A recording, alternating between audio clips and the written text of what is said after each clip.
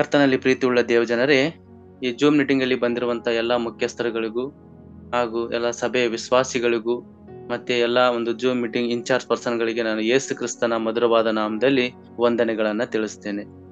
ಈ ಒಂದು ದಿನಕ್ಕೆ ನಾವು ಧ್ಯಾನಕ್ಕಾಗಿ ತೆಗೆದುಕೊಂಡಂತ ಒಂದು ಭಾಗವು ಯೆಶಾಯನು ಬರೆದ ಪ್ರವಾದನೆ ಗ್ರಂಥ 37ನೇ ಅಧ್ಯಾಯ. ಈ ಒಂದು 37ನೇ ಅಧ್ಯಾಯದಲ್ಲಿ ವಚನ 1ರಿಂದ 38 ವಚನಗಳು ಬರೆಯಲ್ಪಟ್ಟಿವೆ. ಈ ಒಂದು ಅಧ್ಯಾಯದಲ್ಲಿ ಒಂದು ಮುಖ್ಯ ತಲೆಬರಹ ಏನಂದ್ರೆ ಹಿಜ್ಕೀಯನ ಪ್ರಾರ್ಥನೆ ಮತ್ತು ಯೆಶಾಯನ ದೈವೋಕ್ತಿ ಎಂಬುದಾಗಿ. ಕಳೆದ ಅಧ್ಯಾಯದಲ್ಲಿ ನಾವು ನೋಡಿದ್ವಿ, ಈ ರಬ್ಷಾಕೆ ಎಂಬ ಸೇನಾಧಿಪತಿಯು ಅಂದ್ರೆ ಅಶ್ಶೂರ್ಯದ ಅರಸನಾದ ಸನ್ಹೇರೀಬನ ಒಬ್ಬ ಸೇನಾಧಿಪತಿಯಾದಂತ ರಕ್ಷಾಬೆ ಎಂಬುವವನು ಎಲ್ಯಾಕೀಮ್ ಮತ್ತೆ ಲೇಖಕನಾದ ಶಬ್ನ ಮತ್ತೆ ಮಂತ್ರಿಯಾದ ಯೋವ ಎಂಬುವರನ್ನ ಮೂವರೊಟ್ಟಿಗೆ ಆತನು ಮಾತಾಡ್ತಾ ಇದ್ದಾನೆ. ಆತನ ಏನ್ ಮಾತಾಡ್ತಾ ಇದ್ದಾನೆ ಕಳೆದ ಅಧ್ಯಾಯದಲ್ಲಿ ಅಂದ್ರೆ ಹಿಜ್ಕೀಯನ ಅರಸನ ಕುರಿತು ಮತ್ತೆ ಯೆಹೋವನ ಕುರಿತು ಬಹಳ ನಿಂದನೆಯ ಮಾತುಗಳನ್ನ ಆಡುವಂತದನ್ನ ನಾವು ನೋಡಿದ್ದೇವೆ. ಅದು ಮಾತ್ರವಲ್ಲದೆ ಅವನು ಬಹಳ ಕಿರ್ಚಿ ಮಾತಾಡ್ತಾ ಇದ್ದಾನೆ. ಯಾಕಂದ್ರೆ ಅವನಿಗೆ ಎಲ್ಲಾ ನಮ್ಮ ಒಂದು ಅಶ್ಶೂರ್ಯದ ಅರಸ ಎಲ್ಲವನ್ನ ಆತನ ಏನ್ ಮಾಡಿದಾನೆ, ಮುದ್ದಿಗೆ ಹಾಕಿ ಎಲ್ಲರನ್ನ ಸೋಲಿಸಿ ತನ್ನ ಸೆರೆಯಾಗಿ ತೆಗೆದುಕೊಂಡಿದ್ದಾನೆ. ಇದು ಇಸ್ರಾಯೇಲ್ ದೇಶ ಯಾವ ಒಂದು ದೊಡ್ಡದಿದು, ಇದು ಸಣ್ಣ ದೇಶ, ಇದನ್ನ ಏನ್ ಮಾಡ್ಬೋದು, ನಾವು ಈಸಿಯಾಗಿ ನಾವು ಸೆರೆ ಬಡಿಬಹುದು ಎಂಬುದಾಗಿ ಆತನು ಗರ್ವದಿಂದ ಮತ್ತೆ ಯೆಹೋವನಿಗೆ ನಿಂದಾ ಮಾತುಗಳನ್ನ ಆಡುವುದನ್ನ ನಾವು ನೋಡಿದ್ದೇವೆ. ಈ ಒಂದು ವಿಷಯವನ್ನ ಕೇಳಿದಿಂತ ಅವರು ನೀವು ಕಿರ್ಚಬೇಡ್ರಿ, ಅವನಿಗೆ ರಬ್ಸಾಕಿಗೆ ಹೇಳ್ತಾ ಇದಾರೆ, ನೀವು ಕಿರ್ಚಿ ಮಾತಾಡ್ಬೇಡ, ಗೋಡೆ ಮೇಲೆ ಇರುವಂತವ್ರು ಎಲ್ಲರಿಗೂ ಅದು ಕೇಳಿಸುತ್ತೆ, ನೀನ್ ನಿಧಾನವಾಗಿ ಮಾತಾಡು, ಅರಮ್ಯ ಭಾಷೆಯಲ್ಲೇ ಮಾತಾಡು, ನಮಗೆ ಅರ್ಥ ಆಗುತ್ತೆ ಅಂತ ಹೇಳುವಂತ ಸಮಯದಲ್ಲಿ ಆತನು ಕೇಳೋದಿಲ್ಲ. ಇನ್ನಕ್ಕೆ ಎಲ್ರಿಗೂ ಕೇಳಿಸ್ಬೇಕು, ನಾವ್ ಎಂತವ್ರು ಅಂತ ಎಲ್ರಿಗೂ ಗೊತ್ತಾಗ್ಬೇಕು, ನನ್ನ ಅರಸ ಅದನ್ನ ಹೇಳಕ್ಕೇನೆ ನನ್ನ ಕಳಿಸಿದಾನೆ ಎನ್ನುವ ರೀತಿಯಲ್ಲಿ ಆತನು ಕಿರ್ಚಿ ಮಾತಾಡ್ತಾ ಇದ್ದಾನೆ. ಇಲ್ಲಿ ಮೊದಲನೇದಾಗಿ ಈ ಒಂದು ಕಳೆದ ಅಧ್ಯಾಯದಲ್ಲಿ ನಾವು ಈ ಒಂದು ವಿಷಯಗಳ ಕುರಿತು ನಾವು ನೋಡಿದ್ವಿ. ಈಗ ಈ 37ನೇ ಅಧ್ಯಾಯದಲ್ಲಿ ಒಂದು ಕಾರ್ಯ ನಡೀತಾ ಇದೆ. ಇದು ಬಹಳ ಸುಂದರವಾದಂತ ಒಂದು ಅಧ್ಯಾಯವಾಗಿದೆ. ಇದರಲ್ಲಿ ದೇವರ ಕಾರ್ಯಗಳು ಎಷ್ಟು ಮಹೋನ್ನತವಾದ ಕಾರ್ಯಗಳು ಎಂಬುದನ್ನ ನಾವು ಈ ಅಧ್ಯಾಯದಲ್ಲಿ ಧ್ಯಾನ ಮಾಡಿ ನೋಡ್ಬೋದು. ಮೊದಲನೇದಾಗಿ ಇದು ಹಿಜ್ಕೀಯ ರಾಜ ಎಂಬುವಂತವನು ಒಬ್ಬ ಅಹಾಜನ ಮಗನಾದಂತ ಹಿಜ್ಕೀಯ. ಈತನ ತಾಯಿ ಬಂದು ಜಕರ್ಯ ಎಂಬುವನ ಮಗಳಾದ ಅಬಿ ಎಂಬಾಕೆಯು ಈತನ ತಾಯಿ ಆಗಿರ್ತಾಳೆ. ಮತ್ತು ಅದು ಮಾತ್ರವಲ್ಲದೆ ಈ ಹಿಜ್ಕೀಯ ಅರಸ ಪಟ್ಟಕ್ಕೆ ಬರುವಂತ ಸಮಯದಲ್ಲಿ ಆತನು 25 ವರ್ಷ ಪ್ರಾಯದವನಾಗಿರ್ತಾನೆ. ಮತ್ತು ಅದು ಮಾತ್ರವಲ್ಲದೆ ಆತನು ಯಹೂದ ಅಂದ್ರೆ ಇಸ್ರಾಯೇಲ್ ರಾಜ್ಯವನ್ನ ಒಟ್ಟು 29 ವರ್ಷ ಆಳ್ವಿಕೆಯನ್ನ ಮಾಡ್ತಾ ಇದ್ದಾನೆ. ಆದ್ರೆ ಮುಖ್ಯವಾಗಿ ಹಿಜ್ಕೀಯ ಅರಸನ ಒಂದು ಗುಣ ಏನಾಗಿತ್ತಪ್ಪ ಅಂದ್ರೆ ತನ್ನ ಪೂರ್ವಿಕನಾದ ದಾವೀದನ ಗುಣವನ್ನ ಆತನು ಹೊಂದಿದ್ದಂತೆ. ಏನಂತೆ ಅಲ್ಲಿ ಒಂದು ವಚನ ಹೀಗೆ ಬರೆಯಲ್ಪಟ್ಟಿದೆ, 2 ಅರಸು 18ನೇ ಅಧ್ಯಾಯ 5ನೇ ವಚನದಲ್ಲಿ ಆ ಹಿಜ್ಕೀಯ ರಾಜನ ಒಂದು ಗುಣ ಹೇಗಿತ್ತಪ್ಪ ಅಂದ್ರೆ ಆತನು ದೇವರಲ್ಲಿ ಭರವಸೆ ಬಿಟ್ಟನಾಗಿದ್ನಂತೆ. ಯಾವ ರೀತಿ ತನ್ನ ಪೂರ್ವಿಕನಾದ ದಾವೀದನು ಯಾವ ರೀತಿ ದೇವರಲ್ಲಿ ಭರವಸೆ ಬಿಟ್ಟಿದ್ನೋ ಅದೇ ರೀತಿಯಾಗಿ ಹಿಜ್ಕೀಯ ಅರಸನು ಕೂಡ ದೇವರಲ್ಲಿ ಭರವಸೆ ಇಟ್ಟಿದ್ದ ಅನ್ನುವಂಥದ್ದನ್ನ ನಾವು ನೋಡ್ತೀವಿ. ಅಲ್ಲಿ ಹೀಗೆ ಬರೆಯಲ್ಪಟ್ಟಿದೆ, ಈ ಅರಸನು ಈಗಲೂ ಮುಂದೆಯೂ ಇಂಥ ಅರಸನು ಇರ್ಲಿಲ್ಲ ಎಂಬುದಾಗಿ 2 ಅರಸ 18ನೇ ಅಧ್ಯಾಯ 5ನೇ ವಚನದಲ್ಲಿ ಬರೆಯಲ್ಪಟ್ಟಿದೆ. ಅಂದ್ರೆ ಹಿಜ್ಕೀಯ ಅರಸ ಬಂದ್ಬಿಟ್ಟು ಬಹಳ ದೇವರಿಗೆ ಭರವಸೆ ಉಳ್ಳಂತ ಒಬ್ಬ ವ್ಯಕ್ತಿಯಾಗಿ ರಾಜನಾಗಿ ಅಲ್ಲಿ ಮಾರ್ಪಡುವಂತದ್ದನ್ನ ನಾವು ನೋಡ್ತೇವೆ. ಓಕೆ, ಈಗ ಒಂದು ಯೆಶಾಯನ ಬರೆದ ಪ್ರವಾದನೆ ಗ್ರಂಥ 37ನೇ ಅಧ್ಯಾಯ ವಚನ 1ರಿಂದ 7 ನಾವು ಧ್ಯಾನ ಮಾಡುವಾಗ ಅಲ್ಲಿ ಒಂದು ವಿಷಯ ನಡೀತಾ ಇದೆ. ಇವ್ರು ಏನ್ ಮಾಡ್ತಾರೆ, ರಬ್ಸಾಕಿ ಹತ್ರ ಹೋಗಿ ಇವ್ರು 3 ಜನ ಮಾತಾಡ್ತಾರೆ. ಯಾರು? ಎಲ್ಯಾಕೀಮ್, ಶಬ್ನ ಮತ್ತೆ ಯೋವ ಎಂಬುವರು ಮಾತಾಡಿ ಬರುವಂತ ಸಮಯದಲ್ಲಿ ಅವರು ಬಟ್ಟೆಗಳನ್ನ ಹರಿದುಕೊಂಡು ಬಂದು ಆ ಒಂದು ಅವನು ಹೀಯಾಳಿಸಿದಂತ ಅಂದ್ರೆ ಯೆಹೋವನಿಗೆ ನಿಂದನೆ ಮಾಡಿದಂತ ವಾಕ್ಯವನ್ನ ಆತನ ಏನ್ ಮಾಡ್ತಾರೆ, ಮಾತುಗಳನ್ನ ತೆಗೆದುಕೊಂಡು ಬಂದು ಇಲ್ಲಿ ಹಿಜ್ಕೀಯನ ಅರಸನ ಮುಂದೆ ಹೇಳ್ತಾರೆ. ಹಿಜ್ಕೀಯನ ಅರಸನ ಮುಂದೆ ಹೇಳುವಂತ ಸಮಯದಲ್ಲಿ ಆ ಹಿಜ್ಕೀಯ ಅರಸ ಏನ್ ಮಾಡ್ತಾನಪ್ಪ ಅಂದ್ರೆ ಅವನು ಒಂದು ಕಾರ್ಯವನ್ನ ಅಲ್ಲಿ ಮಾಡ್ತಾನೆ. ನೋಡ್ರಿ, 1ನೇ ವಚನ ಹೀಗೆ ಇದೆ, ಆಗ ಹಿಜ್ಕೀಯನು ಬಟ್ಟೆಗಳನ್ನ ಹರಿದುಕೊಂಡು ಗೋಣಿ ತಟ್ಟನ್ನ ಕಟ್ಟಿಕೊಂಡು ಯೆಹೋವನ ಆಲಯಕ್ಕೆ ಹೋದನು ಎಂಬುದಾಗಿ. ಆತನು ಮಾಡಿದ್ದು ಫಸ್ಟ್ ಕೆಲಸ ಏನಪ್ಪಾ ಅಂದ್ರೆ ದೇವರ ಆಲಯಕ್ಕೆ ಹೋಗ್ತಾನೆ. ಅದು ಯಾವ ರೀತಿ, ತನ್ನ ಬಟ್ಟೆಗಳನ್ನ ಹರಿದುಕೊಳ್ತಾ ಇದ್ದಾನೆ ಮತ್ತೆ ಗೋಣಿ ತಟ್ಟನ್ನ ಕಟ್ಟಿಕೊಂಡು ದೇವಾಲಯಕ್ಕೆ ಹೋಗುವಂತದನ್ನ ನೋಡ್ತಾ ಇದ್ದಾನೆ. ಅವನು ದೇವಾಲಯಕ್ಕೆ ಹೋಗಿ ಅಲ್ಲಿ ಒಂದು ಕಾರ್ಯವನ್ನ ಮಾಡ್ತಾನೆ. ಏನ್ ಮಾಡ್ತಾನೆ ಅಂದ್ರೆ ಅಲ್ಲಿರುವಂತ ಎಲ್ಯಾಕೀಮ್, ಶಬ್ನ ಮತ್ತೆ ಅಲ್ಲಿ ವೃದ್ಧ ಯಾಜಕರನ್ನ ಕರೆ ಕಳಿಸಿ ಅವ್ರಿಗೊಂದು ಮಾತನ್ನ ಹೇಳ್ತಾನೆ, ನೀವೇನ್ ಮಾಡ್ರಿ, ಅಮಾಚನ ಮಗನಾದಂತ ಯೆಶಾಯನ ಅಂದ್ರೆ ಪ್ರವಾದಿಯಾಗಿರುವಂತ ಯೆಶಾಯನ ಬಳಿಗೆ ನೀವು ಹೋಗ್ರಿ. ಹೋಗಿ ಅವನಿಗೆ ಹೀಗೆ ನೀವು ಆಜ್ಞಾಪಿಸ್ರಿ, ಏನಂತ ಹೇಳ್ರಿ. ಅವ್ನು ಏನ್ ಮಾಡ್ತಾನಂದ್ರೆ ಯಾವ ರೀತಿ ಆಜ್ಞಾಪಿಸ್ರಿ ಅಂದ್ರೆ, ನಮಗೆ ಬಹಳ ಸಂಕಟ ಉಂಟಾಗಿದೆ, ಮತ್ತೆ ನಮಗೆ ನಿಂದನೆಗಳು ಉಂಟಾಗಿವೆ, ಶಿಕ್ಷೆ ಉಂಟಾಗಿದೆ, ಬಾಧೆ ಉಂಟಾಗಿದೆ, ಹೆರಿಗೆ ಕಾಲ ಬಂದಂತಾಗಿದೆ, ಆದ್ರೆ ಏರೋದಕ್ಕೆ ನಮಗೆ ಬಲ ಸಾಲದು. ಇಂಥ ಒಂದು ಇಕ್ಕಟ್ಟಿನ ಪರಿಸ್ಥಿತಿಯಲ್ಲಿ ನಾವು ಸಿಕ್ಕಾಕೊಂಡಿದ್ದೇವೆ ಎಂಬುದಾಗಿ ನೀವು ಯಾರ ಹತ್ರ ಹೋಗಿ ಹೇಳ್ರಿ ಅಂದ್ರೆ, ಯೆಶಾಯನಾದಂತ ಪ್ರವಾದಿ ಹತ್ರ ನೀವು ಹೋಗಿ ಹೇಳ್ರಿ. ಯಾಕಂದ್ರೆ ನಾವು ಸ್ವಲ್ಪ ಜನ, ಆತನು ನಮ್ಮನ್ನು ಉಳಿಸ್ಬಹುದು, ಅವ್ರಿಗೆ ಮುಯಿ ತೀರಿಸದ ಹಾಗೆ, ಅವರ ವಶಕ್ಕೆ ನಮ್ಮನ್ನು ಕೊಡದಾಗೆ ಉಳಿಸಿ, ನಾವು ಸ್ವಲ್ಪ ಜನವಾಗಿರೋದ್ರಿಂದ ನಮ್ಮನ್ನು ಉಳಿಸ್ಬೋದು. ಆದ್ರಿಂದ ಯೆಶಾಯನಿಗೆ ಹೋಗಿ ಪ್ರಾರ್ಥನೆಯನ್ನ ಮಾಡುವುದಕ್ಕೆ ಹೇಳ್ರಿ ಅಂತ ಹೇಳಿ ಅವರನ್ನ ಕಳಿಸಿ ಕೊಡ್ತಾ ಇದ್ದೇನೆ. ಇದು ಈ ಒಂದು ಕಾರ್ಯಗಳು ಎಲ್ಲಿ ನಡೀತಾ ಇದೆಪ್ಪ ಅಂದ್ರೆ, 1ನೇ ವಚನದಿಂದ 7ನೇ ವಚನದಲ್ಲಿ ನಡೀತಾ ಇದೆ. ಆವಾಗ ಯೆಶಾಯ ಒಂದು ಮಾತನ್ನ ಹೇಳ್ತಾನೆ. ಫಸ್ಟ್ ಅವನು ಹೇಳ್ತಾನೆ, ನೀನ್ ಭಯ ಪಡ್ಬೇಡ, ನೀನೇನ್ ಮಾಡ್ಬೇಡ, ಭಯ ಪಡಬೇಡ ಅಂತ ನೀವು ಹೋಗಿ ಹೇಳ್ರಿ. ಯಾರಿಗೆ ಹೇಳ್ರಿ?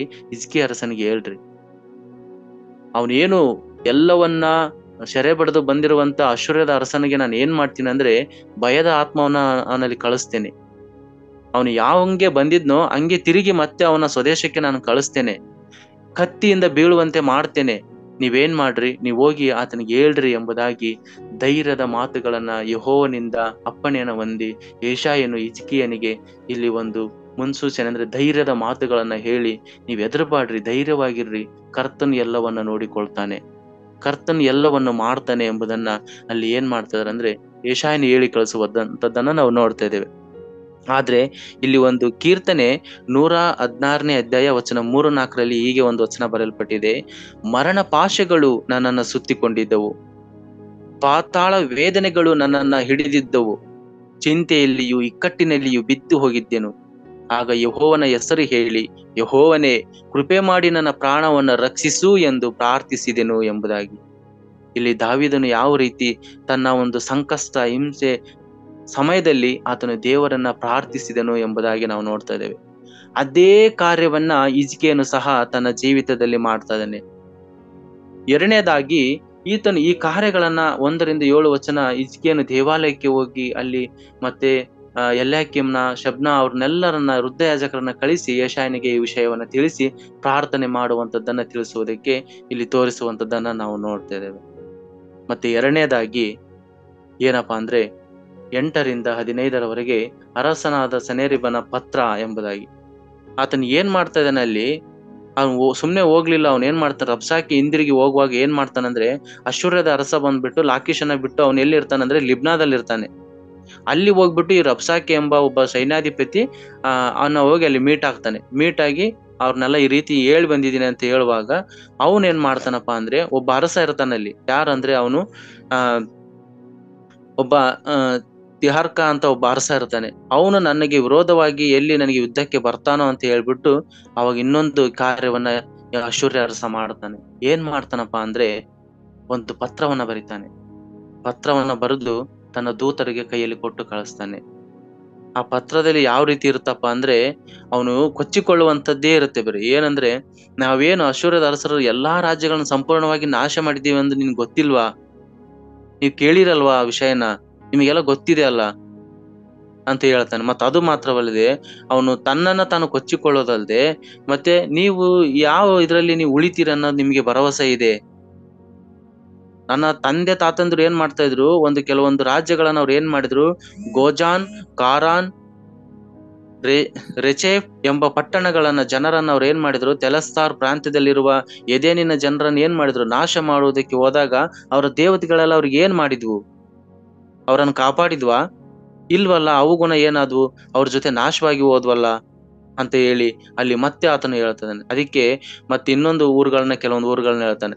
ಆಮಾತ್, ಅರ್ಪಾದ್, ಸೆಫರ್ವೈಮ್, ಹೇನಾ, ಯುವ ಎಂಬ ಪಟ್ಟಣಗಳ ಅರಸರಲ್ಲ ಅವ್ರು ಎಲ್ಲ ಏನಾದ್ರು, ಅವರು ತಮ್ಮ ಸೈನ್ಯವನ್ನ ಕಟ್ಟಿಕೊಂಡು ತಮ್ಮ ರಾಜ್ಯವನ್ನ ಕಟ್ಟಿಕೊಂಡು ಅವರಲ್ಲಿ ಇದ್ದಂತ ಸಮಯದಲ್ಲಿ ನಾನು ಅವ್ರನ್ನೆಲ್ಲ ಹೋಗಿ ಏನ್ ಮಾಡಿದ್ವಿ ನಾವು?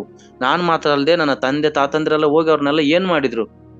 ಅವರನ್ನ ಸೆರೆ ಹಿಡಿದ್ರು, ಅವ್ರ ಮೇಲೆ ಮುತ್ತಿಗೆ ಹಾಕಿದ್ರು ಅಂತ ಹೇಳಿ ಮತ್ತೆ ಒಂದು ಪತ್ರವನ್ನ ಕೊಡ್ತಾ ಇದ್ದಾನೆ. ಆಗ ಮತ್ತೆ ಆತನು ಈ ರೀತಿಯಾದಂತ ನಿಂದಾ ಮಾತುಗಳನ್ನ ಹೇಳಿ ತನ್ನ ದೂತರಿಂದ ಪತ್ರವನ್ನ ಕಳಿಸುವಾಗ ಆ ಪತ್ರವನ್ನ ತಂದು ಹಿಜ್ಕೀಯನ ಅರಸನ ಕೈಯಲ್ಲಿ ಕೊಡ್ತಾ ಇದ್ದಾರೆ.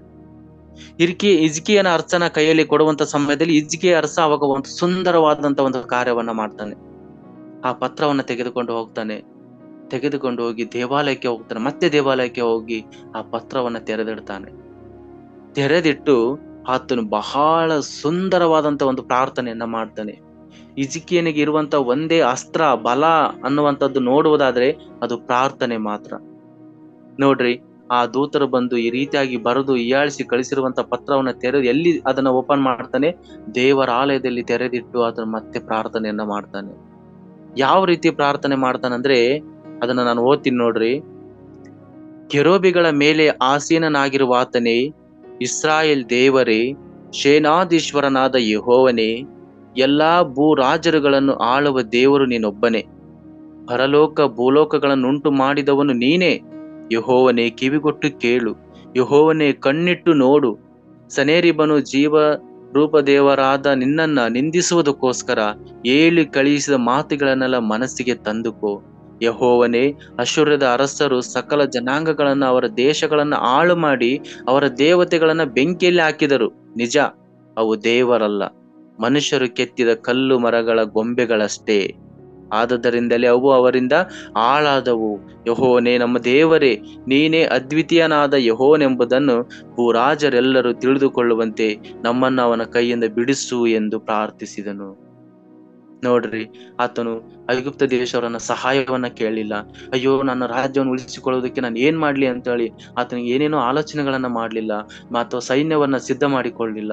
ಆತನು ಮಾಡಿದ್ದು ಒಂದೇ ಒಂದು ಪ್ರಾರ್ಥನೆಯನ್ನ ಮಾಡ್ದ. ದೇವ್ರೇ, ನಿನಗೆಲ್ಲ ಗೊತ್ತಿದೆ ದೇವ್ರೆ.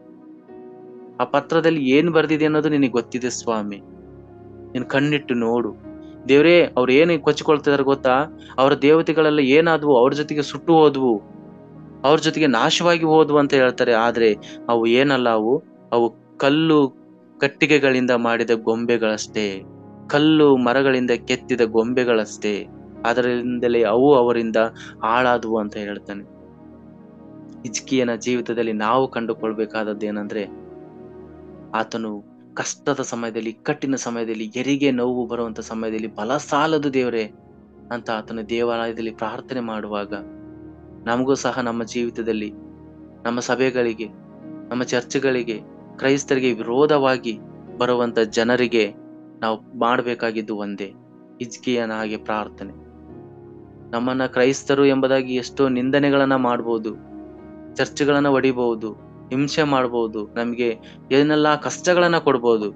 ಬಟ್ ನಾವೆಲ್ಲರೂ ಮಾಡಬೇಕಾಗಿರೋದು ಒಂದೇ ವಿಷಯ, ನಾವು ದೇವರ ಸನ್ನಿಧಾನದಲ್ಲಿ ಕಾಣಿಸಿಕೊಳ್ಬೇಕು, ದೇವರಿಗೆ ಒಪ್ಪಿಸಿಕೊಳ್ಳುವರಾಗಿರ್ಬೇಕು. ತನ್ನನ್ನು ತಗ್ಗಿಸಿಕೊಂಡು ಯೆಹೋವನ ಆಲಯದಲ್ಲಿ ಆ ಪತ್ರವನ್ನು ತಂದುಬಿಟ್ಟು ಆತನು ಪ್ರಾರ್ಥನೆ ಮಾಡುವಂತದನ್ನ ನಾವು ನೋಡ್ತಾ ಇದ್ದೀವಿ. ಇಂತಹ ಕಾರ್ಯಗಳನ್ನ ಮಾಡುವಂತ ಸಮಯದಲ್ಲಿ ಒಂದು ಯೆಶಾಯನ ಮೂಲಕ ಒಂದು ದೈವೋಕ್ತಿ ಬರ್ತಾ ಇದೆ. ಅಲ್ಲಿ ವಚನ 21ರಿಂದ 29ರವರೆಗೆ ಒಂದು ದೈವೋಕ್ತಿ ಬರುವುದನ್ನ ನಾವು ನೋಡ್ತಾ ಇದ್ದೀವಿ.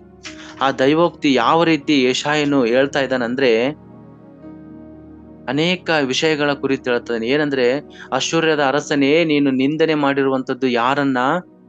ಸದಮಲ ಸ್ವಾಮಿಯನ್ನ, ಈ ಲೋಕವನ್ನ ಸೃಷ್ಟಿ ಮಾಡಿದ ದೇವರನ್ನ ನೀನು ಏನ್ ಮಾಡಿದೀಯಾ? ಆತನ ಮೇಲೆ ನೀನು ವಿರೋಧವಾಗಿ ಬಂದಿದ್ದೀಯಾ, ಆತನ ಜನರ ಮೇಲೆ ನೀನು ವಿರೋಧವಾಗಿ ಬಂದಿದ್ದೀಯಾ ಅಂತ ಹೇಳಿ ಯೆರೂಸಲೇಮ್ ಕುಮಾರ್ತಿ ನಿನ್ನನ್ನ ತಿರಸ್ಕರಿಸಿದ್ದಾಳೆ ಎಂಬುದಾಗಿ ಹೇಳ್ತಾರೆ. ಮತ್ತೆ ಎರಡನೇದಾಗಿ, ಯೆರೂಸಲೇಮ್ ಕುಮಾರ್ತಿಯು ತಲೆ ಅಲ್ಲಾಡಿಸಿದಾಳೆ, ನೀನು ಎಲ್ಲಿವರೆಗೂ ನೀನು ನಡೆಸ್ತೀಯ ನೋಡೋಣ ಎಂಬುದಾಗಿ ತಲೆ ಅಲ್ಲಾಡಿಸ್ತಿದ್ದಾಳೆ. ಮತ್ತೆ ಅದು ಮಾತ್ರವಲ್ಲದೆ, ನೀನು ಯಾರನ್ನ ನಿಂದಿಸಿ ಯಾರನ್ನ ದೂಷಿಸ್ತಾ ಇದೀಯಾ, ನೀನ್ ನೆನಪಿನಲ್ಲಿ ಇಟ್ಕೋ. ಯಾರಿಗೆ ವಿರೋಧವಾಗಿ ನೀನ್ ಬಾಯ್ದಿರೋದು ಒದರಿದ್ದಿ ನೀನು. ನೋಡ್ರಿ, ಒದರೋದಂದ್ರೆ ಏನು? ನೀನ್ ಯಾರ ವಿಷಯವಾಗಿ ನೀನು ಒದರ್ತಾ ಇದೀಯಾ? ಇಲ್ಲಿ ಬಂದು ನೀನು ಸೊಕ್ಕಿನಿಂದ ನುಡಿದಿದ್ದು ಯಾರನ್ನ ಕುರಿತು ನೀನು ಸೊಕ್ಕಿನಿಂದ ನೀನು ಮಾತಾಡ್ತಾ ಇದೀಯಾ? ಇಸ್ರಾಯೇಲರ ಸದಮಲ ಸ್ವಾಮಿಯನಲ್ವೇ? ಅವನು ಎಚ್ಚರ ಇಲ್ಲದೆ ಆತನು ಏನ್ ಮಾಡ್ತಾನೆ ಅಂದ್ರೆ, ಪರಾತ್ಪರನಾದ ದೇವರ ಕುರಿತು ಆತನು ಇಲ್ಲಿ ನಿಂದಾ ವಾಕ್ಯಗಳನ್ನ ಆಡ್ತಾ ಇದ್ದಾನೆ. ನಿನ್ನ ಸೇವಕರ ಮುಖಾಂತರವಾಗಿ ಕರ್ತನನ್ನ ನಿಂದಿಸಿದ್ದಿ ನೀನು. ರಥ ಸಮೂಹದೊಡನೆ ನೀನು ಶಿಖರವನ್ನ ಹತ್ತಿದ್ದೇನೆ ಎಂದು ನೀನು ಗರ್ವ ಪಡ್ತಾ ಇದೀಯ ನೀನು. ಅಂದ್ರೆ ಎಲ್ಲ ರಾಜ್ಯಗಳನ್ನ ನಾನು ಸ್ವಾಧೀನ ಮಾಡ್ಕೊಂಡಿದ್ದೀನಿ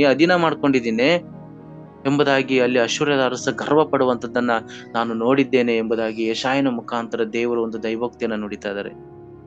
ಒಂದು ಹಿಜ್ಕೀಯನ ಪ್ರಾರ್ಥನೆಗೆ ದೇವರು ಅಲ್ಲಿ ಒಂದು ಒಂದು ಪ್ರವಾದನೆಯನ್ನ, ಒಂದು ದೈವೋಕ್ತಿಯನ್ನ ಹೇಳ್ತಿದ್ದಾರೆ. ನೀನ್ ಹೆದರ್ಬೇಡ, ನೀನ್ ಧೈರ್ಯವಾಗಿರು, ದೇವರು ಇವುಗಳನ್ನೆಲ್ಲ ನೋಡ್ತಾ ಇದ್ದಾನೆ, ಇವುಗಳನ್ನೆಲ್ಲ ನೋಡಿದ್ದಾನೆ ಎಂಬುದಾಗಿ ಅಲ್ಲಿ ಯೆಶಾಯನು ದೈವೋಕ್ತಿಯನ್ನ ನುಡಿಯುವಂತದ್ದನ್ನ ಹಿಜ್ಕೀಯ ಅರಸನಿಗೆ ತಿಳಿಸುವಂತದ್ದನ್ನ ನಾವು ನೋಡ್ತಾ ಇದ್ದೇವೆ. ಮತ್ತು ಅದು ಮಾತ್ರವಲ್ಲದೆ ಒಂದು ಆ ಅಧ್ಯಾಯದಲ್ಲಿ ಮುಖ್ಯವಾಗಿ 37ನೇ ಅಧ್ಯಾಯ 26ನೇ ವಚನದಲ್ಲಿ ಒಂದು ವಚನ ಹೀಗೆ ಬರೆಯಲ್ಪಟ್ಟಿತ್ತು. ಅವನು ಯಾವ ರೀತಿ ಅಂದ್ರೆ, ನೀನು ಹೀಗಿರಬೇಕೆಂದು ಬಹುಕಾಲದ ಹಿಂದೆ ಗೊತ್ತು ಮಾಡಿದ್ದೆನು, ಪೂರ್ವ ಕಾಲದಲ್ಲಿ ನಿರ್ಣಯಿಸಿದ್ದೆನು, ಈಗ ನೆರವೇರಿಸ್ತಿದ್ದೇನೆ. ಆಲ್ರೆಡಿ ನಿನಗೆ ಏನ್ ಮಾಡಿದ್ದೆ ನಾನು, ಈಗ ಆಗ್ಬೇಕಂತ ಹೇಳಿ ಬಹುದಿನದ ಹಿಂದೆ ನಾನು ನಿನಗೆ ಗೊತ್ತು ಮಾಡಿದ್ದೆ, ಪೂರ್ವ ಕಾಲದಲ್ಲಿ ನಿಶ್ಚಯಿಸಿದ್ದೇನೆ, ಅದನ್ನ ಈಗ ಏನ್ ಮಾಡ್ತಾ ಇದ್ದೀನಿ ಅಂದ್ರೆ ನೆರವೇರಿಸ್ತಾ ಇದ್ದೀನಿ ಎಂಬುದಾಗಿ ಅಲ್ಲಿ ಹೇಳುವಂತದ್ದನ್ನ ನಾವು ನೋಡ್ತಾ ಇದೀವಿ. ಈ ದೈವೋಕ್ತಿ ಯಾವ ರೀತಿ ಅಂದ್ರೆ, ನನ್ನ ಪಾದ ಐಗುಪ್ತದ ಹೊಳೆಗಳನ್ನ ಬತ್ತಿಸಿದ್ದೇನೆ ಎಂದು ಕೊಚ್ಚಿಕೊಂಡಿದ್ದೀನಿ ನೀನು, ಮತ್ತೆ ನೀನು ಕೂತುಕೊಳ್ಳುವುದು, ಹೋಗುವುದು, ಬರುವುದು ನನಗೆ ಗೊತ್ತಾಗಿದೆ. ಯಾರಿಗೆ? ಯೆಹೋವನಿಗೆ ಗೊತ್ತಾಗ್ತಿದೆ. ಯಾರ ಬಗ್ಗೆ? ಅಶ್ಶೂರದ ಅರಸನ ಬಗ್ಗೆ. ನನಗೆ ವಿರೋಧವಾಗಿ ಕುಪಿತನಾಗಿರುವುದು, ಕೊಬ್ಬಿಕೊಂಡಿರುವುದು, ಹುಬ್ಬಿಕೊಂಡಿರುವುದು ನನಗೆ ಗೊತ್ತು ಎಂಬುದಾಗಿ ದೇವರು ಹೇಳ್ತಾ ಇದ್ದಾರೆ. ಆದುದರಿಂದ ನಾನು ನಿನಗೆ ಏನ್ ಮಾಡ್ತೀನಿ? ಮೂಗುದಾರವನ್ನ ಹಾಕ್ತೀನಿ, ಕಡಿವಾಣವನ್ನ ಹಾಕ್ತೀನಿ, ಬಂದ ದಾರಿಯಿಂದ ಹಿಂದಕ್ಕೆ ಎಳೆದುಕೊಂಡು ಹೋಗುವೆನು. ಇದನ್ನ ಯಾರು ಹೇಳ್ತಾ ಇದಾರೆ ಅಂದ್ರೆ, ಸೇನಾಧೀಶ್ವರನಾದ ಯೆಹೋವನು ಅಶ್ಶೂರ್ಯ ಅರಸನ ಒಂದು ಹುಬ್ಬುವಿಕೆ, ಕೊಬ್ಬನ್ನ ನೋಡಿ, ಮತ್ತೆ ಆತನು ಉಬ್ಬಿಕೊಳ್ಳುವಂಥದ್ದನ್ನ ನೋಡಿ, ಆತನ ಗರ್ವದಿಂದ ಮಾತನಾಡುವಂಥದ್ದನ್ನು, ದೇವರಿಗೆ ನಿಂದಾ ವಾಕ್ಯವನ್ನ ಆಡುವುದನ್ನ ದೇವರು ಇಲ್ಲಿ ನೆನಪಿಗೆ ತಂದುಕೊಳ್ತಾ ಇದ್ದಾರೆ. ನಿನಗೆ ಏನ್ ಮಾಡ್ತೀನಿ? ನಾನು ಸುಮ್ನೆ ಬಿಡೋದಿಲ್ಲ ನಿನ್ನ. ನಿನಗೆ ಮೂಗುದಾರವನ್ನ ಹಾಕಿ ನೀನು ಹೆಂಗ್ ಬಂದ್ಯೋ ಹಂಗೆ ನಿನ್ನ ಎಳ್ಕೊಂಡು ಹೋಗ್ತೀನಿ ಅಂತ ಹೇಳಿದ್ದಾರೆ. ಕರ್ಕೊಂಡು ಹೋಗ್ತೀನಲ್ಲ, ಎಳ್ಕೊಂಡು ಹೋಗ್ತೀನಿ ನಿನ್ನ, ಕಡಿವಾಣ ಹಾಕಿ ನಿನ್ನನ್ನ ಕರ್ಕೊಂಡು ಹೋಗ್ತೀನಿ ಅಂತ ದೇವರು ಇಲ್ಲಿ ಯೆಶಾಯನ ಮುಖಾಂತರ ಒಂದು ದೈವೋಕ್ತಿಯನ್ನ ನುಡಿತಾ ಇದ್ದಾರೆ. ಇದು ನೆರವೇರ್ಬೇಕು, ಇದು ನೆರವೇರುತ್ತೆ ಅನ್ನೋದಕ್ಕೆ ನಿನಗೊಂದು ಮುನ್ಸೂಚನೆಯನ್ನ ಕೊಡ್ತೇನೆ. ಅದೇ ವಚನ 30ರಿಂದ 35ರವರೆಗೆ ಇದು ಬರೆಯಲ್ಪಟ್ಟಿದೆ. ಯಾವ ಮುನ್ಸೂಚನೆಯನ್ನ ಯೆಶಾಯನ ದೈವೋಕ್ತಿಯ ಮುಖಾಂತರ ದೇವರು ಒಂದು ಮುನ್ಸೂಚನೆಯನ್ನ ಕೊಡ್ತಾರಂದ್ರೆ, ಅಲ್ಲಿ ನೀನ್ ಏನ್ ಮಾಡ್ಬೇಕಂದ್ರೆ, ಈ 3 ವರ್ಷದಲ್ಲಿ ನೀನು ಬೆಳೆಗಳನ್ನ ಬೆಳಿತಿ. ಮೊದಲನೇ ವರ್ಷದಲ್ಲಿ ನೀನು ಕೊಳೆ ಬೆಳೆಯನ್ನ ಬೆಳಿತೀಯ. ಅದಕ್ಕೆ ಮುಂದಿನ ವರ್ಷದಲ್ಲಿ ತನ್ನಷ್ಟಕ್ಕೆ ತಾನೇ ಬೆಳೆದಿದ್ದನ್ನ ನೀನೇನ್ ಮಾಡ್ತೀಯ? ಬೆಳೆಯನ್ನ ತೆಗೆದುಕೊಳ್ತೀಯ. 3ನೇ ವರ್ಷದಲ್ಲಿ ಬಿತ್ತಿ ಕೊಯ್ದಿದ್ದನ್ನ, ದ್ರಾಕ್ಷಿ ಹೊಲಗಳಲ್ಲಿ ವ್ಯವಸಾಯ ಮಾಡಿದ್ದನ್ನು, ಕೂಡಿಸಿದ್ದನ್ನು ಅನುಭವಿಸುವುದೇ ಇದಕ್ಕೆ ನಿನಗೆ ಗುರುತಾಗಿರುತ್ತದೆ. ಆಮೇಲೆ ಇದು 30ರಿಂದ 35ರವರೆಗೂ ಇವೆಲ್ಲ 3 ಸೂಚನೆಗಳು ನಡೀತವೆ. ಮತ್ತು ಅದು ಮಾತ್ರವಲ್ಲದೆ ಯಹೂದ್ಯರು ದೇಶದಲ್ಲೆಲ್ಲ ನೆಲೆಗೊಳ್ತಾರೆ, ಅಭಿವೃದ್ಧಿ ಆಗ್ತಾರೆ. ಮತ್ತೆ ಚಿಯೋನ್ ಪರ್ವತದಲ್ಲಿ ಮತ್ತೆ ತಪ್ಪಿಸಿಕೊಂಡವರೆಲ್ಲರೂ ಅಭಿವೃದ್ಧಿ ಹೊಂತಾರೆ, ಯೆರೂಸಲೇಮಿನಲ್ಲಿ ಹರಡಿಕೊಳ್ಳುವರು. ಇದನ್ನು ಯೆಹೋವನ ಆಗ್ರಹವು ಇದನ್ನ ನೆರವೇರಿಸುವುದು ಎಂಬುದಾಗಿ. ಅವ್ರು ಎಲ್ಲೆಲ್ಲಿದಾರೋ, ಹೆಂಗಿದಾರೋ ಅವ್ರು ಅಭಿವೃದ್ಧಿ ಹೊಂತಾರೆ, ಅವ್ರು ಒಂದುಗೂಡ್ತಾರೆ. ಇದನ್ನೆಲ್ಲ ಮಾಡುವಂಥದ್ದು ಯಾರು? ಯೆಹೋವನ ಆಗ್ರಹವು ಇದನ್ನ ನೆರವೇರಿಸುವುದು. ನಾನು ಅವರ ಸಂಗಡ ಎದ್ದು ಇದನ್ನೆಲ್ಲ ನೆರವೇರಿಸ್ತೇನೆ ಎಂಬುದಾಗಿ ಯೆಶಾಯನ ಮುಖಾಂತರ ಒಂದು ದೈವೋಕ್ತಿಯನ್ನ ಕೊಡ್ತಾರೆ, ಒಂದು ಮುನ್ಸೂಚನೆಯನ್ನ ಕೊಡ್ತಾರೆ. ಇದರಿಂದ ಮತ್ತೆ ಕೊನೆಯದಾಗಿ ಏನಪ್ಪಾ ಅಂದ್ರೆ, ರಾಜನ ಸನಿರ್ಬನ ಮತ್ತೆ ಅಪಜಯ ಮತ್ತು ಮರಣದ ಕುರಿತು. ಇದು ಎಷ್ಟಂದ್ರೆ, ಕೊನೆಯದಾಗಿ 36ರಿಂದ 38ರವರೆಗೆ ಒಂದು ಕಾರ್ಯ ನಡೀತಾ ಇದೆ. ಏನಪ್ಪಾ ಅಂದ್ರೆ, ಕೊನೆಯದಾಗಿ ಯೆಹೂದ ಅರಸ ಯಾರದು? ಸನೇರಿಬ ಅಂದ್ರೆ ಅಶ್ಶೂರ್ಯದ ಅರಸ ಏನ್ ಮಾಡ್ತಾನಪ್ಪ ಅಂದ್ರೆ, ಒಂದು ಸಾರಿ ಎದ್ದು ಈ ದೈವೋಕ್ತಿ ಮುಗಿದ ತಕ್ಷಣ ಒಬ್ಬ ದೇವದೂತ ಬರ್ತಾನೆ. ಯಾವ ದೇವದೂತ ಬಂದು ಅಲ್ಲಿ 1,85,000 ಸೈನಿಕರನ್ನ ಹತ ಮಾಡ್ತಾ ಇದಾರೆ. ಹತ ಮಾಡುವಂತ ಸಮಯದಲ್ಲಿ ಅಶ್ಶೂರ್ಯದ ಅರಸ ಬೆಳಿಗ್ಗೆ ಎದ್ದು ನೋಡ್ತಾನೆ. ನೋಡಿದ ತಕ್ಷಣ ಊರಲ್ಲೆಲ್ಲ ಹೆಣಗಳು ಬಿದ್ದಿರುವುದನ್ನ ಕಂಡು ಆತನು ಏನ್ ಮಾಡ್ತಾನಂದ್ರೆ, ಅಲ್ಲಿಂದ ತನ್ನ ರಾಜಧಾನಿಯಾದ ನಿನೆವೆಗೆ ಓಡಿ ಹೋಗ್ತಾನೆ. ನೋಡ್ರಿ, ಯಾರನ್ನ ಸೆರೆ ಬಡಿಬೇಕು, ಯಾರನ್ನ ಹಿಡಿಬೇಕು ಎಂಬುದಾಗಿ ಆಲೋಚನೆ ಇಟ್ಕೊಂಡು ಬಂದಿದ್ನೋ, ಅವನು ಬೆಳಿಗ್ಗೆ ಎದ್ದು ನೋಡುವಾಗ ಯೆಹೋವನ ದೂತನು ಬಂದು 1,85,000 ಸೈನಿಕರನ್ನ ಅಲ್ಲಿ ಸಾಯಿಸಿರುವಂತದ್ದನ್ನ ನೋಡಿ ಆತನು ತನ್ನ ನಿನೆವೆ ಪಟ್ಟಣಕ್ಕೆ ಹೋಗ್ತಾನೆ. ನಿನೆವೆ ಪಟ್ಟಣಕ್ಕೆ ಹೋಗಿ ಅಲ್ಲಿ ಏನ್ ಮಾಡ್ತಾನಂದ್ರೆ, ಆತನು ಒಂದು ದಿವಸ ತನ್ನ ದೇವರಾದ ಅಲ್ಲಿ ಆತನು ಒಂದು ದೇವರ ಒಂದು ಪೂಜೆಯನ್ನ ಮಾಡ್ತಿರ್ತಾನೆ.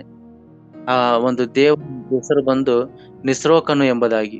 ಅವನು ಒಂದು ದಿವಸ ದೇವಾಲಯಕ್ಕೆ ಹೋಗಿ ನಿಸ್ರೋಕನ ದೇವರನ್ನ ಆರಾಧನೆ ಮಾಡುವಂತ ಸಮಯದಲ್ಲಿ ಆತನ 2 ಮಕ್ಕಳು ಬರ್ತಾರೆ. ಅದ್ರಮೇಲೆಕ್ ಮತ್ತು ಸೆರೆಚರ್ ಎಂಬ 2 ಮಕ್ಕಳು ಬಂದು ಆತನನ್ನ ಏನ್ ಮಾಡ್ತಾರೆ? ಕತ್ತಿಯಿಂದ ತೆಗೆದುಕೊಂಡು ಆತನನ್ನ ಕೊಂದು ಅವರು ಅರಾರಟ್ ಎಂಬ ಒಂದು ಪ್ರದೇಶಕ್ಕೆ ಓಡಿ ಹೋಗ್ತಾರೆ, ಒಂದು ದೇಶಕ್ಕೆ ಓಡಿ ಹೋಗ್ತಾರೆ. ಅವಾಗ ಅವನ ಮಗನಾದಂತ ಏಸರ್ ಅದ್ದೋನನು ಅಲ್ಲಿ ಅರಸನಾಗಿ ಬರ್ತಾನೆ ಎಂಬುದನ್ನ ನಾವು ಈ ಅಧ್ಯಾಯದಲ್ಲಿ ನೋಡ್ತಾ ಇದೀವಿ. ಅವನು ಕ್ರಿಸ್ತಪೂರ್ವ 681ರಿಂದ 669ರವರೆಗೆ ಆಳಿದನು ಎಂಬುದಾಗಿ ಈ ಒಂದು ಯೆಶಾಯನ ಬರೆದ ಪ್ರವಾದನೆ ಗ್ರಂಥ 37ನೇ ಅಧ್ಯಾಯ ವಚನ 1ರಿಂದ 38ರವರೆಗೆ ತಿಳಿಯಪಡಿಸ್ತಾ ಇದೆ. ಈ ಒಂದು ಕಾರ್ಯಗಳು ನೋಡ್ರಿ, ಇದರಿಂದ ನಾವು ಏನನ್ನ ತಿಳ್ಕೊಬೇಕಂದ್ರೆ, ದೇವರಿಗೆ ವಿರುದ್ಧವಾಗಿ, ಸಭೆಗಳಿಗೆ ವಿರುದ್ಧವಾಗಿ, ದೇವ ಸೇವಕರಿಗೆ ವಿರುದ್ಧವಾಗಿ ಎಷ್ಟೇ ಜನರು ಬಂದ್ರು, ಎಂತ ಬಲವುಡ್ಯವಾದಂತ ಸೈನ್ಯವು ಬರೋದಾದ್ರೆ, ಏನೇ ದೊಡ್ಡ ದೊಡ್ಡ ವ್ಯಕ್ತಿಗಳು, ಬಲವುಳ್ಳಂತ ವ್ಯಕ್ತಿಗಳು ಕ್ರೈಸ್ತರ ಮೇಲೆ ಬೀಳುವಾಗ, ದೇವರನ್ನ ನಾವು ಪ್ರಾರ್ಥಿಸುವಾಗ, ದೇವರ ಮೇಲೆ ಹಿಜಿಕೀಯನಾಗಿ ನಂಬಿಕೆ ಇಡುವಾಗ, ಪ್ರಾರ್ಥನೆಯನ್ನ ಮಾಡುವಾಗ, ದೇವರು ದೇವದೂತರ ಮೂಲಕ ಅವರನ್ನ ಸಂಹಾರ ಮಾಡುವನಾಗಿದ್ದಾನೆ. ಈ ಅಧ್ಯಾಯದಲ್ಲಿ ನಾವು ತಿಳಿದುಕೊಳ್ಳಬೇಕಾದಂತಹ ಮುಖ್ಯವಾದ ವಿಷಯ ಏನಪ್ಪಾ ಅಂದ್ರೆ, ನಾವು ಪ್ರಾರ್ಥನೆಯನ್ನ ಮಾಡ್ಬೇಕು. ಹಿಜ್ಕೀಯನಾಗಿ ದೇವಾಲಯಕ್ಕೆ ಹೋಗಿ ನಾವು ಮೊಣಕಾಲನ್ನ ಹಾಕಿ ನಾವು ದೇವರ ಮುಂದೆ ಹೇಳ್ಬೇಕು. ನಾವು ಅದನ್ನ ಬಿಟ್ಟು ಬೇರೆ ನಾವು ನಮ್ಮ ಒಂದು ರಕ್ಷಣೆಗೋಸ್ಕರ ಬೇರೆ ಬೇರೆ ಕಾರ್ಯಗಳನ್ನ, ಬೇರೆ ಬೇರೆ ಸಹಾಯಗಳನ್ನ ಹುಡುಕುವಂಥದ್ದಲ್ಲ. ಹಿಜ್ಕೀಯನ ಹಾಗೆ ನಾವು ದೇವಾಲಯಕ್ಕೆ ಹೋಗಿ ದೇವರ ಮುಂದೆ ನಾವು ತಮ್ಮ ಗೋಣಿತಟ್ಟನ್ನ ಕಟ್ಟಿಕೊಂಡು, ಬಟ್ಟೆಗಳನ್ನ ಹರಿದುಕೊಂಡು ಆತನ ದೇವರಲ್ಲಿ ಪ್ರಾರ್ಥನೆ ಮಾಡಿದ ಹಾಗೆ ನಾವು ಪ್ರಾರ್ಥನೆ ಮಾಡ್ಬೇಕು. ಈ ಬಟ್ಟೆಗಳನ್ನು ಹರಿದುಕೊಳ್ಳುವಂಥದ್ದು, ಗೋಣಿತಟ್ಟನ್ನು ಕಟ್ಟಿಕೊಳ್ಳುವಂಥದ್ದು, ಬೂದಿಯಲ್ಲಿ ಕೂತಿಕೊಳ್ಳುವಂತಹ ಒಂದು ಸೂಚನೆ ಏನಾಗಿದೆ ಅಂದ್ರೆ, ಮಹಾ ಸಂಕಟ ನಮಗೆ ಉಂಟಾಗಿದೆ, ತಾಳಲಾರದಷ್ಟು ಹಿಂಸೆ ನಮ್ಮನ್ನ ಬಾಧಿಸುತ್ತಿದೆ ಎಂಬ ಅರ್ಥವನ್ನ ಸೂಚಿಸ್ತದೆ ಪ್ರಿಯರೇ. ಆದ್ದರಿಂದ ನಾವು ಯೆಶಾಯನ ಹಾಗೆ ಯೆಶಾಯನು ಹೇಳುವ ರೀತಿಯಲ್ಲಿ ಯಾವ ರೀತಿ ಹಿಜ್ಕೀಯನಿಗೆ ಧೈರ್ಯ ಪಡಿಸಿದನು, ಯೆಶಾಯನ ಮುಖಾಂತರ ದೇವರು ಒಂದು ಪ್ರವಾದಿಯ ಮುಖಾಂತರ ಹಿಜ್ಕೀಯ ಅರಸನ ಒಂದು ರಾಜ್ಯವನ್ನ ಸ್ಥಿರಪಡಿಸಿದನು. ದಾವೀದನ ಅರಸನಿಗೆ ಮಾತು ಕೊಟ್ಟ ಪ್ರಕಾರ ಈ ಒಂದು ಹಿಜ್ಕೀಯನ ಒಂದು ಅರಸನ ಒಂದು ರಾಜ್ಯವನ್ನ ನಾನು ಉಳಿಸ್ತೇನೆ ಎಂಬುದಾಗಿ ದೇವರು ಮಾತು ಕೊಟ್ಟ ಮೇರೆಗೆ ಅಲ್ಲಿ ದೊಡ್ಡ ಕಾರ್ಯವನ್ನ ಮಾಡುವಂತದ್ದನ್ನ ನಾವು ನೋಡ್ತಾ ಇದ್ದೀವಿ. ಎಂತೆಂತ ದೊಡ್ಡ ವ್ಯಕ್ತಿಗಳು ತಮ್ಮ ಕುಯುಕ್ತಿಯಿಂದ ಸಭೆಗಳನ್ನ ಒಡಿಬೇಕು, ಸಭೆ ವಿಶ್ವಾಸಿಗಳನ್ನ ಚದುರಿಸ್ಬೇಕು, ಚರ್ಚ್ಗಳನ್ನ ಧ್ವಂಸ ಮಾಡ್ಬೇಕೆಂಬುದಾಗಿ ತಮ್ಮ ಬಲವನ್ನ, ಸೈನ್ಯವನ್ನ ಕಟ್ಟಿಕೊಂಡು ಬಂದ್ರು, ಯೆಹೋವನಲ್ಲಿ ನಾವು ಪ್ರಾರ್ಥನೆಯನ್ನ ಮಾಡುವಾಗ, ಕ್ರೈಸ್ತರಾದಂತ ನಮಗೆ ಒಂದೇ ಒಂದು ಯುದ್ಧ ಸೈನ್ಯವು, ನಮಗಿರುವಂತ ಸೆಕ್ಯೂರಿಟಿ, ನಮಗಿರುವಂತ ಒಂದೇ ಒಂದು ಏನಪ್ಪಾ ಅಂದ್ರೆ ಬಲ, ಅದು ಪ್ರಾರ್ಥನೆ. ಆ ಪ್ರಾರ್ಥನೆ ಹಿಜ್ಕೀಯನ ಪ್ರಾರ್ಥನೆ ಆಗಿ ನಮ್ಮ ಪ್ರಾರ್ಥನೆಗಳು ಸಹ ಮಾರ್ಪಡ್ಬೇಕು ಎಂಬುದಾಗಿ ಅಧ್ಯಾಯದಲ್ಲಿ ತಿಳಿದುಕೊಂಡಿದ್ದೇವೆ. ದೇವರು ಈ ವಾಕ್ಯಗಳನ್ನು ಆಶೀರ್ವಾದ ಮಾಡ್ಲಿ. ನಾವು ಪ್ರಾರ್ಥನೆಯನ್ನ ಮಾಡಿಕೊಳ್ಳೋಣ. ಪರಿಶುದ್ಧನು ಪರಿಶುದ್ಧನು ಪರಿಶುದ್ಧನಾದ ದೇವರೇ, ನಿನ್ನ ನಾಮಕ್ಕೆ ಸ್ತೋತ್ರವಾಗಲಿ ಕರ್ತನೆ. ಅಪ್ಪ ಕರ್ತನೆ, ಒಂದು ದಿನದಲ್ಲಿ ಯೆಶಾಯನ ಪ್ರವಾದನೆ ಗ್ರಂಥ 37ನೇ ಅಧ್ಯಾಯ ವಚನ 1ರಿಂದ 38ರವರೆಗೆ ಧ್ಯಾನ ಮಾಡ್ಲಿಕ್ಕೆ ಆಗುವಂತೆಯೂ ಹಿಜ್ಕೀಯನ ವಿಷಯದ ಕುರಿತು ನಾವು ಧ್ಯಾನ ಮಾಡ್ಲಿಕ್ಕೆ ಸಹಾಯ ಮಾಡಿದ ದೇವರೇ, ನಿನಗೆ ಸ್ತೋತ್ರವಾಗಲಿ. ವಿಶೇಷವಾಗಿ ಕಲ್ವಾರಿ ಚಪಲ್ ಸಂಸ್ಥೆಯನ್ನ ಮತ್ತೆ ಡೈರೆಕ್ಟರ್ನ ದೇವರೇ ಅಪ್ಪ, ಎಲ್ಲಾ ಸೇವಕರುಗಳನ್ನ, ಅವರ ಸೇವೆ ಸ್ಥಳಗಳನ್ನ, ಕುಟುಂಬವನ್ನ ನೀನು ವಿಶೇಷವಾದ ರೀತಿಯಲ್ಲಿ ನಿನ್ನ ಪ್ರಸನ್ನತೆಯಿಂದ ತುಂಬಿಸಿ ನಡೆಸಬೇಕಾಗಿ ನಿಮ್ಮಲ್ಲಿ ಪ್ರಾರ್ಥಿಸ್ತಾ ಇದ್ದೀನಿ. ಮತ್ತೆ ಈ ಜೂಮ್ ಮೀಟಿಂಗ್ ಅಲ್ಲಿ ಬಂದಿರುವಂತ ಪ್ರತಿಯೊಬ್ಬ ನಿನ್ನ ಮಕ್ಕಳನ್ನ ಆಶೀರ್ವಾದ ಮಾಡು. ಇನ್ನು ಹೆಚ್ಚಾದ ರೀತಿಯಲ್ಲಿ ನಿಮ್ಮ ವಾಕ್ಯಗಳನ್ನ ಧ್ಯಾನ ಮಾಡ್ಲಿಕ್ಕಾಗುವಂತೆ ನಮಗೆ ಸಹಾಯವನ್ನ ಮಾಡು. ಎಲ್ಲಾ ಸ್ತುತಿ, ಘನ, ಮಾನ, ಮಹಿಮೆಗಳನ್ನ ನಿಮ್ಗೆ ಸಲ್ಲಿಸುತ್ತಾ ನಜರೇತಿನ ಯೇಸು ಕ್ರಿಸ್ತನ ಹೆಸರಿನಲ್ಲಿ ಪ್ರಾರ್ಥಿಸಿದ್ದೇನೆ ತಂದೆ ಆದ ದೇವರೇ, ಆಮೇನ್.